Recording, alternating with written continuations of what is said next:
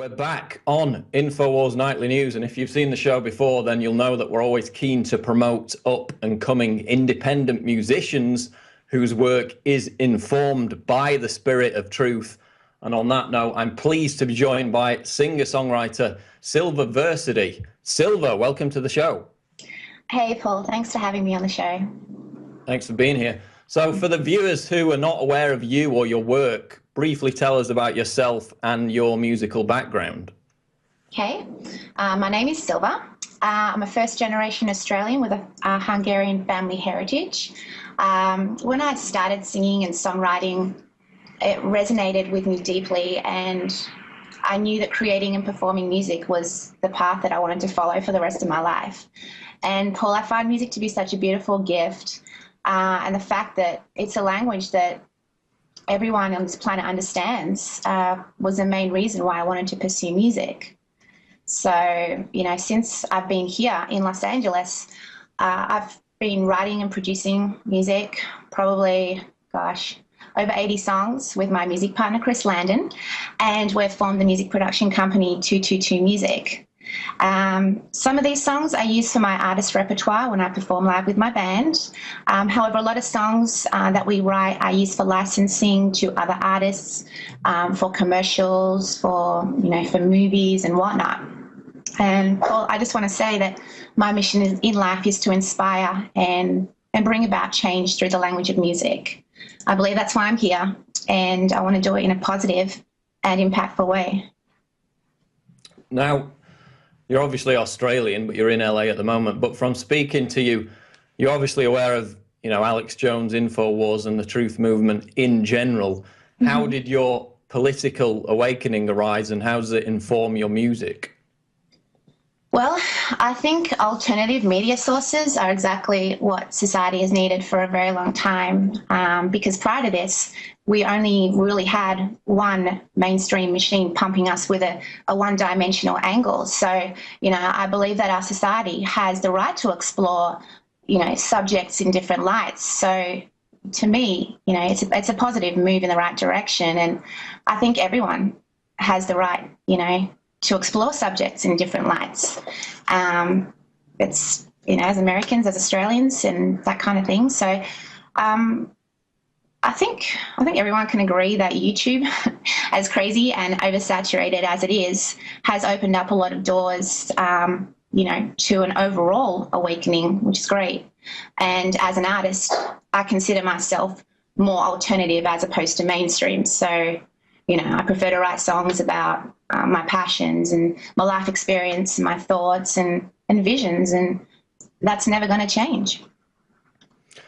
Now, one of your songs, I saw in a previous interview, you briefly discussed it, is about overcoming resistance, and you cited Stephen Pressfield's book, which I've also read, called The War of Art, as an influence. And, as anyone who's read that book will know, it's mainly focused on eliminating procrastination, especially in the creative fields. So just explain to the audience, where this form of self-resistance comes from and how we can overcome it in the creative process, whether it's writing, music, or any artistic pursuit. Right. Well, procrastination definitely is one of the main forms of resistance. And resistance is a self-created invisible force, and it basically deters us from our path. When we're trying to move forward, of fulfilling our goals and that kind of thing, it's like a negative magnet. So for every step that we move forward, resistance tries to take us back a step or two. And resistance through distraction is a very powerful force to overcome. I think pop culture is a massive form of resistance, and it doesn't encourage critical thinking and creative expression. Paul, in regards to self-generated resistance, I think the first step in overcoming that is identifying its existence. And, once we've done that, we can learn, and through discipline, we can block it and win our own creative battles.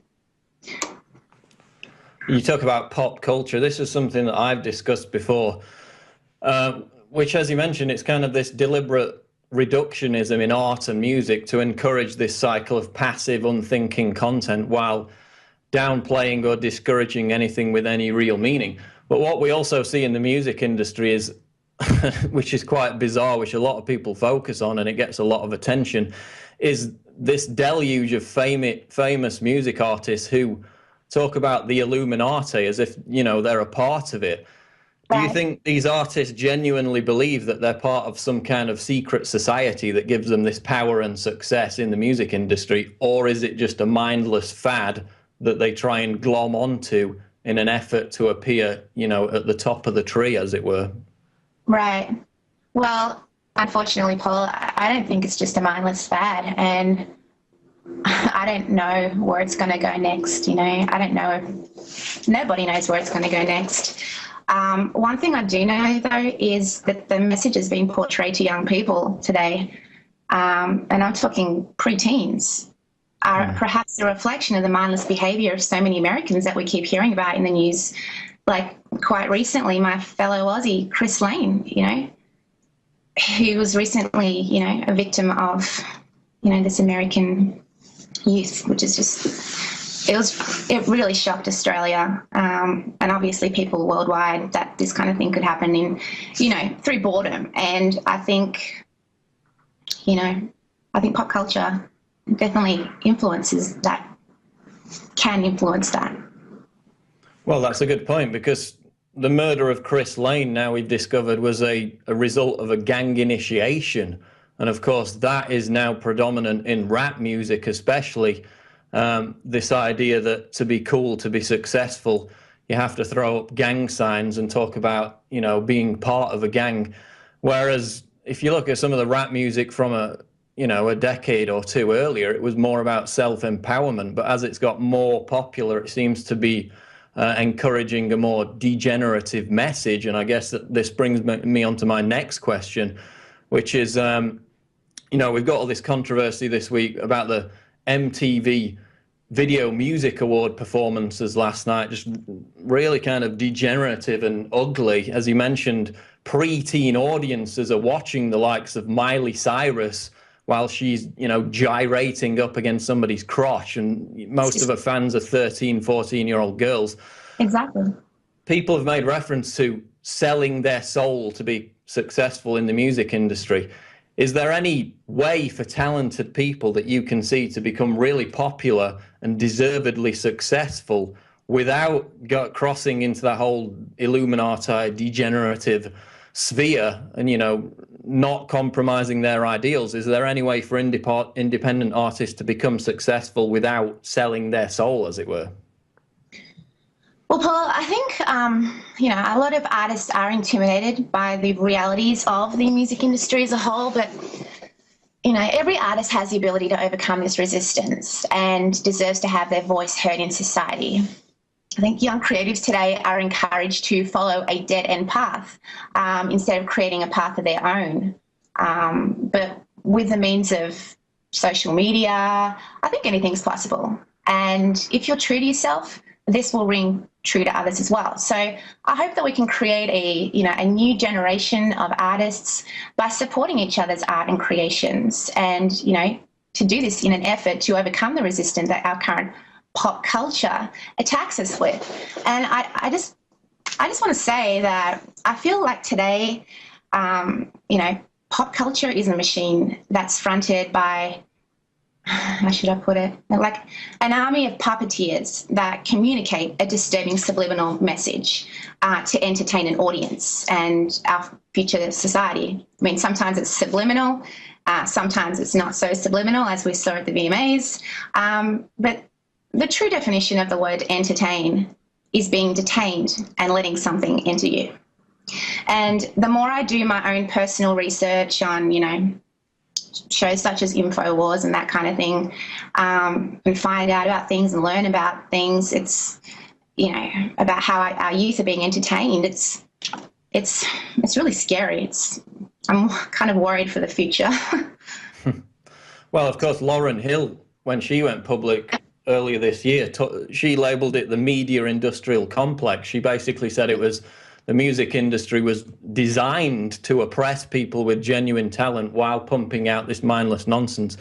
And relation to that, I mean, what role from a positive aspect do you think that that music has to play in educating young people about real issues? Because we saw more of that, 20, 25 years ago, not so much now.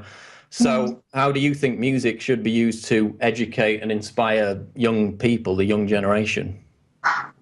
Well, music has a profound impact on society and culture, and I feel like our current pop culture promotes a very disturbing behaviour amongst young people in society, like we've just been talking about. And nobody is speaking about it critically in the mainstream media, and young people don't know any better, so they embrace it.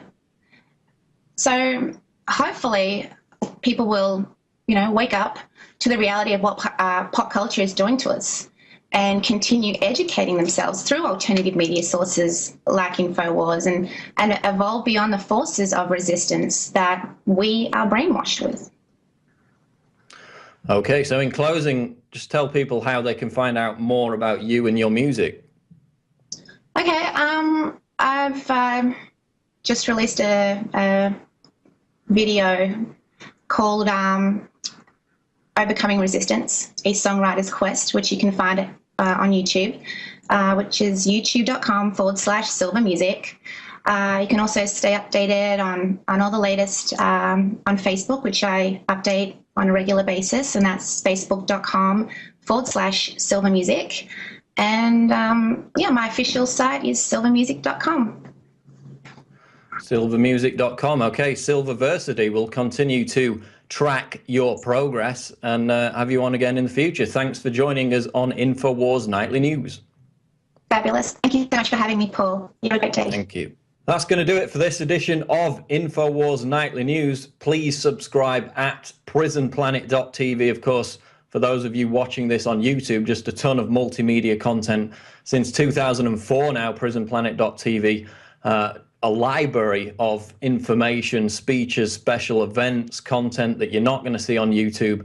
And of course, it supports our entire network, enables us to deliver this content, InfoWars Nightly News, Monday to Friday at 7 p.m. So subscribe at prisonplanet.tv, and we'll see you on the next edition of InfoWars Nightly News.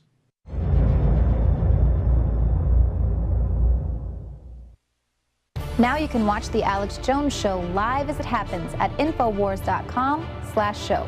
You'll find links to all of our content there and a free 15-day trial for Prison Planet TV. More than 60 movies and documentaries all in one place at Infowars.com/show.